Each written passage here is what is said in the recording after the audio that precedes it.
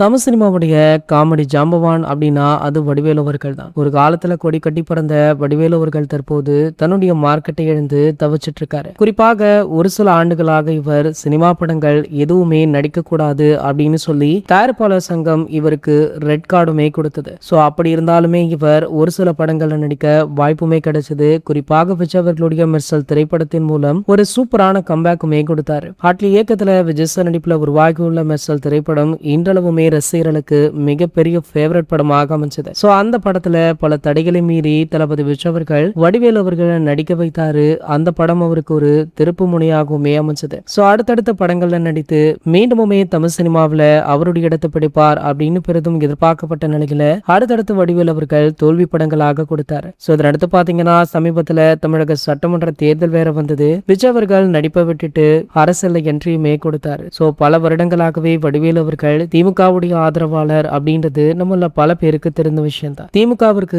ஆதரவாக பேச போய் தான் கேப்டன் விஜயகாந்த் அவர்களுடைய ரசிகர்களிடம் செம்ம அடியுமே வாங்கினாரு. அதன் பிறகு சமீபத்தில் நடந்து முடிந்த தமிழக சட்டமன்ற தேர்தலில் கூட விஜய் அவர்களை எதிர்த்து ஒரு சில வார்த்தைகள் பேசியிருப்பாரு. சோ இருந்தாலுமே திமுக பெரிதாக வெற்றியை பதிக்கல. இதனடுத்து தமிழக வெற்றி கழகம் மிகப்பெரிய வெற்றியை கொடுத்தது. சோ விஜய் அவர்களுமே முதலமைச்சராகி கிட்டத்தட்ட 100 நாட்களை கடந்து வெற்றிகரமாக திகழ்ந்து கொண்டும் இருக்காரு. இதை பார்த்த வடிவேலு அவர்கள் சமீபத்துல அவருடைய கருத்தை தெரிவிச்சிருக்காரு. அதாவது விஜய் அவர்கள் இந்த அளவிற்கு அரசியல்ல ஈடுபடுவார் அப்படின்னு நான் கொஞ்சம் கூட எதிர்பார்க்கல, சிறப்பாக செயல்படுறார் அப்படின்னு சொல்லி ஆச்சரியமாக பேசியிருக்காரு. இது போன்ற செய்திகளை பத்தி நீங்க உடனே தெரிஞ்சுக்க நம்மளுடைய சேனலை மறக்காம சப்ஸ்கிரைப் பண்ணிக்கோங்க.